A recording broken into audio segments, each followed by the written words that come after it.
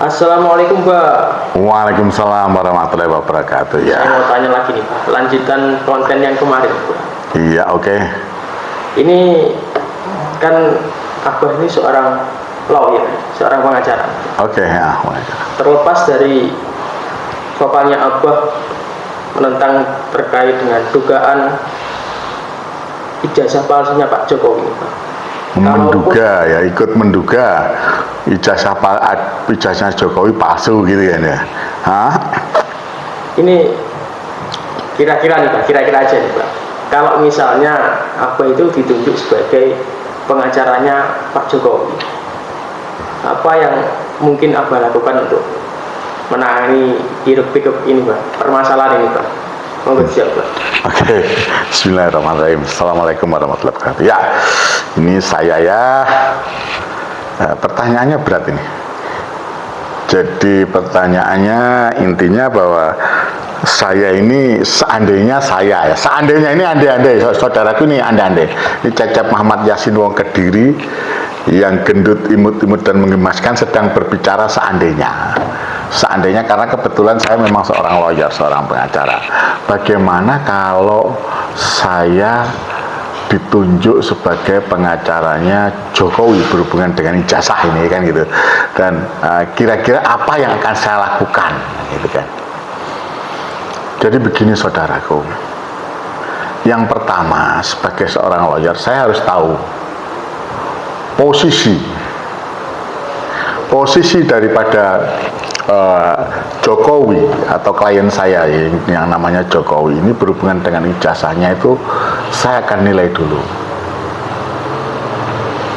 Jelas dalam posisinya, kalau legal standingnya sudah jelas, tapi dalam kedudukan hukumnya saya akan nyampaikan, Pak Jokowi, kedudukan hukum jenengan ini dalam posisi di masyarakat adalah public figure, dan yang kedua sampean itu adalah seorang presiden, dalam hal ini pejabat publik yang dalam segala geraknya harus sadar maupun tidak, kalaulah ada kebenaran tentu rakyat merasa biasa, tapi kalau ada kesalahan harus diakui setiap oleh pejabat publik, harus menerima cacian. Jadi harus mau menerima kritikan, harus mau menerima saran, bahkan mau menerima fitnah kalau itu berupa fitnah. Jadi menurut saya lebih baik berbicara apa adanya dengan menunjukkan fakta-fakta yang kita dapatkan. Kenapa saya berbicara begitu? Karena saya akan katakan pada Pak Jokowi, jenengan itu katanya adalah seorang yang Pancasila, seorang yang Pancasilais, seorang kepala negara yang berada di negara dengan dasar negara Pancasila. Maka alangkah baiknya Pak Jokowi kalau jenengan menggunakan cara-cara yang sesuai dengan Pancasila. Menurut saya ini adalah seorang pengajar pendidikan moral Pancasila. Cukup ngerti saya tentang Pancasila. Saya akan sampaikan pada Pak Jokowi, Pancasila itu bisa jenengan gunakan untuk menjawab. Yang pertama, undang mereka dengan mengupas tentang Pancasila, bahwa saya mengundang jenengan semuanya yang menuduh ijazah saya palsu untuk bersama-sama, satu, berangkat dengan niat karena Allah Subhanahu wa Ta'ala. Tentu ini sesuai dengan sila pertama, ketuhanan yang Maha Esa. Jadi sesuai dengan sila pertama, yaitu ketuhanan yang Maha Esa. Berangkatnya diniatkan karena Allah atau karena Tuhan, ya kan? Yang kedua, ayo kita duduk bersama-sama dengan menjunjung tinggi, ya. Kalau kita sudah menempatkan Tuhan atau Allah di atas niat kita, ya kan? Maka sangatlah mudah untuk kita berbicara masalah kemanusiaan. Kita ini sama-sama anak bangsa. Kita ini sama-sama mempunyai peri kepedulian sebagai manusia. Maka ayo kita menjunjung tinggi rasa kemanusiaan dengan tidak saling menutupi. Ayo saya tunjukkan rasa kemanusiaan saya dengan jenengan. Yang menuduh saya silakan, ayo kita duduk. Insya Allah teman-teman, dalam hal ini rekan-rekan mereka yang menuduh ijazah jenengan palsu akan mau duduk, karena sudah ada kata dari jenengan, yaitu ajakan untuk niat karena Allah, ajakan niat karena manusia. Nah, kalau sudah niatnya karena kemanusiaan, tentulah kemanusiaan di sini kita berbicaranya harus beradab, harus adil. Jadi harus setelah niat itu ada karena Tuhan, karena Allah, maka mudah untuk mengajak mereka berbicara sebagai seorang manusia dengan beradab, dengan beretika, dengan bermoral, karena sudah tadi niatnya karena Allah. Ya. Kalau niatnya karena Allah, lantas bisa menjunjung tinggi rasa untuk sebagai manusia duduk bersama, maka tidaklah sulit untuk mengajak mereka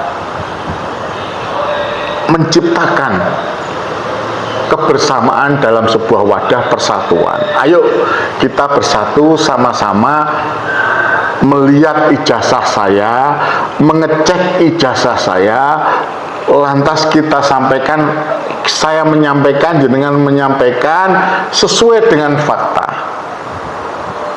Apa yang jenengan dengar dan apa yang saya dengar, apa yang jenengan sampaikan, saya akan jawab sesuai dengan apa yang saya punya. Nah, ini akan ada kebersamaan, ada persatuan. Kalau sudah begitu, sudah sama-sama saling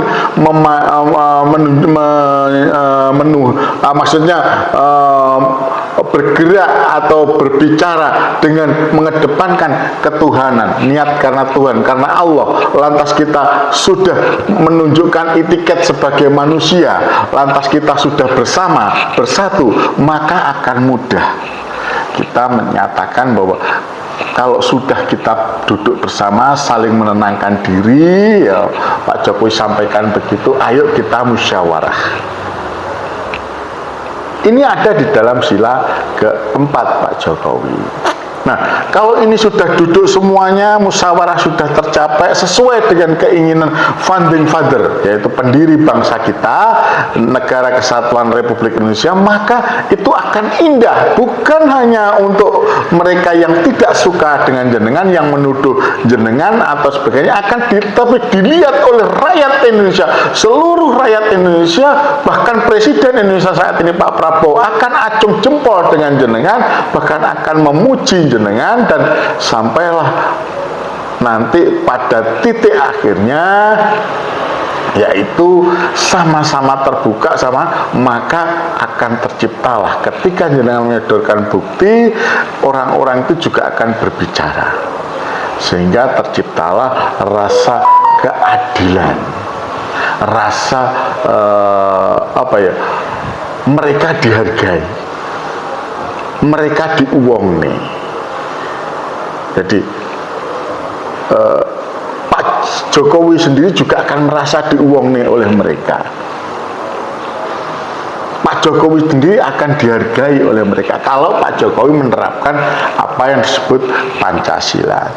Tapi kalau saat ini Pak Jokowi muter-muter seperti saat ini, maka yang timbul adalah fitnah, yang timbul adalah prasangka. Seperti juga saya akan berbicara begitu. Ketika Pak Jokowi saat ini melakukan seperti ini, maka Pak Jokowi akan mendapatkan penilaian yang sangat jelek, sangat buruk. Karena mau diakui atau tidak, Pak Jokowi adalah presiden yang ternyata dalam kenyataannya hanya untuk berbicara masalah ijazahnya saja sangat ruwet, sangat bulat dan bertele-tele. Itu yang bisa saya sampaikan kepada Pak Jokowi, dan kalau Pak Jokowi berkenan untuk seperti itu, maka saya siap untuk menjadi pengacara. Tapi kalau tidak berkenan, ya dengan tidak mengurangi rasa hormat, tentu saja saya tidak bisa menerima kuasa dari Pak Jokowi. Kira-kira begitu. Karena non sewu saja, kita berhubungan dengan jabatannya Pak Jokowi sebagai presiden punya tanggung jawab moral untuk menambah suasana itu menjadi enak, menjadi nikmat, dan itu bisa dirasakan oleh rakyat Indonesia, tidak seperti kegaduhan saat ini yang sampai-sampai hubungannya meningkat sampai ada beberapa purnawirawan jenderal yang membuat petisi. Sehingga kalau itu dilakukan oleh Pak Jokowi, saya yakin petisi mereka yang sekarang melakukan petisi, kalau Pak Jokowi benar, tentu mereka akan berbicara sesuai dengan fakta. Sebagai rakyat dan sebagai seorang aktivis dan sebagai seorang praktisi, saya meyakini bahwa para jenderal-jenderal yang kemarin membahas, mohon maaf saya agak batuk sedikit ya, mungkin ini ada pilek, semoga cepat flu, semoga cepat sembuh ya. Mereka kemarin yang bersuah menyampaikan petisi itu adalah orang-orang yang sesungguhnya orang-orang yang ikhlas.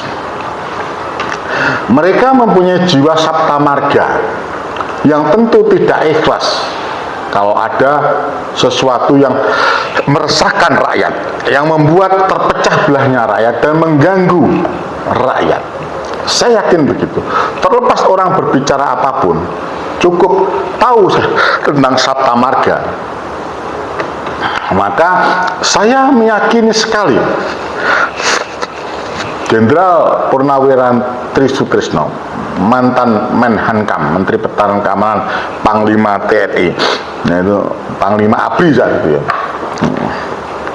itu adalah orang-orang yang ikhlas. Begitu juga dengan Letnan Jenderal Soeharto, di mana saya sering bertemu beliau. Giroh mereka sama. Para purnawirawan jenderal itu ya, Pak Sunarko juga begitu, Jenderal Sunarko, Mayor Jenderal Sunarko, dan Jen ya. Itu girohnya mereka itu prihatin.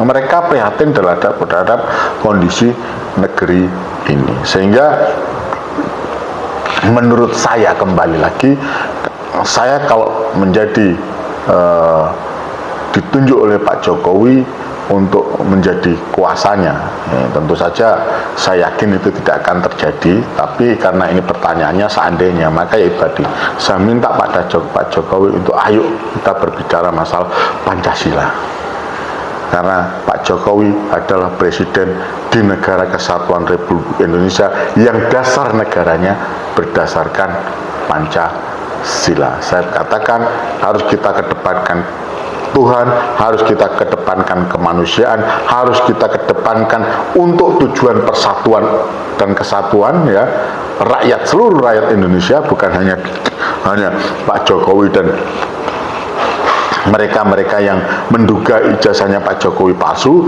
dan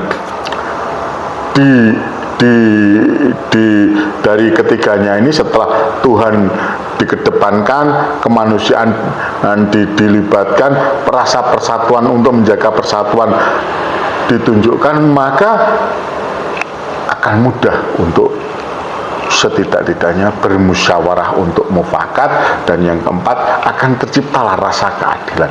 Apapun yang terjadi itu semuanya kalau dijalankan dengan benar, baik dan benar oleh Pak Jokowi, insya Allah negeri ini yang dipimpin oleh Bapak Prabowo Subianto akan berjalan dengan penuh kegemilangan.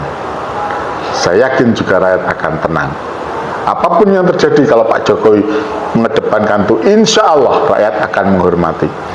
Katakanlah ternyata ada ketidakbenaran daripada ijazah Pak Jokowi, maka rakyat tetap akan menghormat. Itu yang bisa saya sampaikan. Kira-kira itu paham nggak kamu? Kamu kan juga ada mata kuliah Pancasila loh. Nah, kira-kira ya paham nggak itu? Paham, Pak. Paham ya, alhamdulillah. Semoga ini sampaikan juga kepada teman-teman yang bertanya. Kalau ada yang bertanya, kalau abah saya itu meminta kepada Pak Jokowi untuk mengedepankan Pancasila. Itu yang bisa saya sampaikan. Wassalamualaikum warahmatullahi wabarakatuh. Oke, saya Muhammad Yasin, wong Kediri yang gendut, imut dan menggemaskan, menyampaikan kepada salam kepada semuanya. Oke. Atur nuhun.